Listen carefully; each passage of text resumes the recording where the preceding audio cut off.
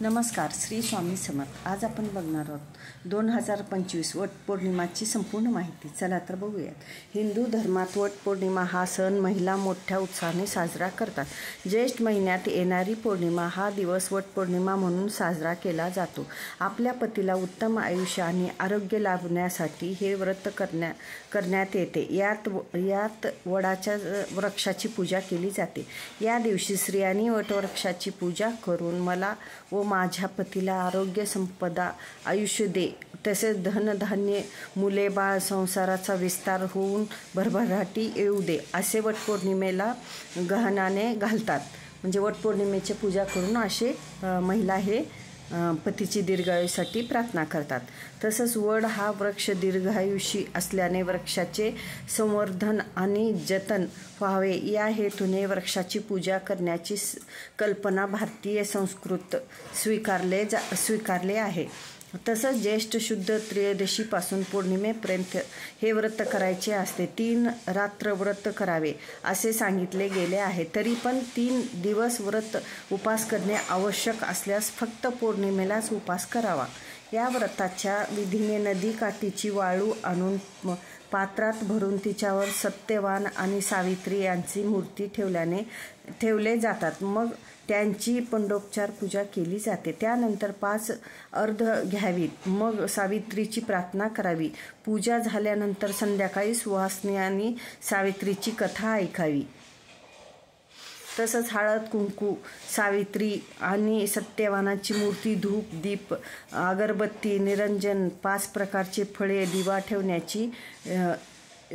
ठेवण्याची पद्धत आहे. रेवळी वाडाला गुंडाळण्यासाठी पांढरा दोरा, म्हणजे आपल्या वडाच्या झाडाला गुंडाळण्यासाठी पांढरा दोरा घ्यायचं. मोठा धागा घ्या. पाणी भरलेले लहान कलश, पंचामृत, हिरव्या बांगड्या.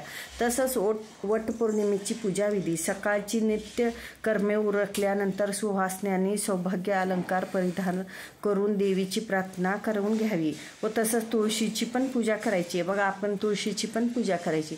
तुळशीला अगरबत्ती लावून, दिवा वगैरे लावून आपण पूजा करून घ्यायची. वडाच्या झाडाजवळ एकत्र व्हा. वट सावित्रीचे व्रताचे संकल्प करावा. पंडोपचार पद्धतीने वडाची पूजा करावी. बांबूचे 2 टोपल्या घ्या. एका टोपल्यात 7 प्रकारचे धान्य व कपड्याने झाकून ठेवा. मात्र सावित्रीची मूर्ती दुसऱ्या टोपलीत ठेवावी आणि धूप, दिवा, अक्षदा, कुमकुम, माऊली इत्यादी पूजेचे साहित्य ठेवावे. मात्र सावित्रीची पूजा केल्यानंतर वटवृक्षाला 7 प्रदक्षिणा घालावेत. तसंच वटवृक्षाला मौली आपण धागा म्हणतो, जे हातात बांधतात ते धागा बांधावा. म्हणजे आपण वडाच्या झाडाला मौली आणि धागा बांधून घ्यावे. असं पंचप्रत नैवेद्य म्हणून दाखवा. यानंतर ब्राह्मण किंवा गरजू व्यक्तीला श्रद्धेनुसार दान दक्षिणा घ्यावी. पूजानंतर महिला एकमेकांनी आंब्याचे वाण देतात. या दिवशी विवाहित महिलांनी वटवृक्षाची पूजा करून कथा ऐकावी. सावित्री आणि सत्यवानाच्या नावाचा जप करावा. तसंच प्रार्थना करावी. सर्व पवित्र वटवृक्षाचे आयुष्य जास्त असावे. त्यांचे विस्तारित खूप होते.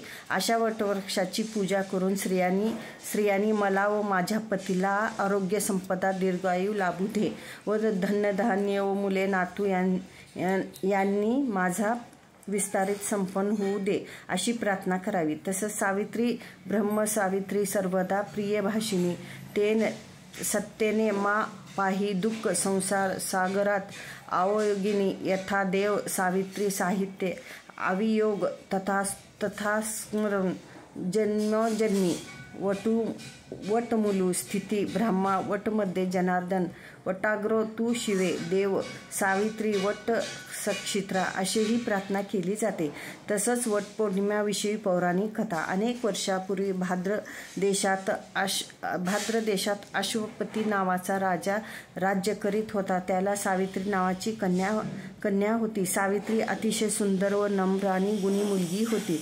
सावित्री उपवर झाल्यावर राजाने तिलाच आपली पती निवडायची परवानगी दिली.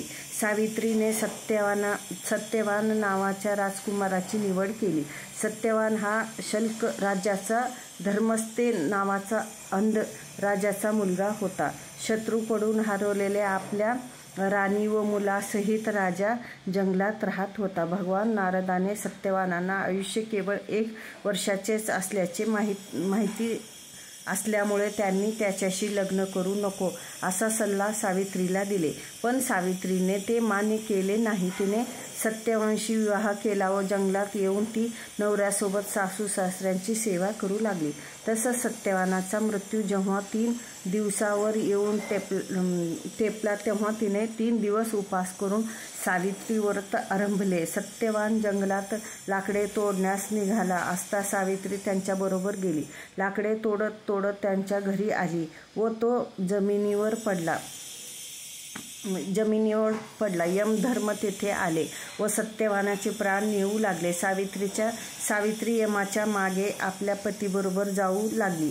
यमाने अनेक वेळा सावित्रीला परत जाण्यास सांगितले पण तिने साफ नकारले व पतीबरोबर जाण्याचे हट्ट धरला. अखेर कंटाळून यमाने पती सोडून तिला 3 वर मागण्यास सांगितले. सावित्रीने सासू-सासऱ्यांचे अखेर कंटाळून यमाने सोडून दिला. 3 वर मागण्यास सांगितले. सावित्रीने सासू-सासऱ्यांचे डोळे व राज्य परत मागितले.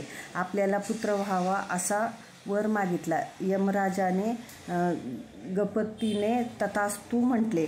तेव्हा त्याला वचनबद्ध झाल्याची आठवण झाली व सत्यवानाचे प्राण परत करावे लागले.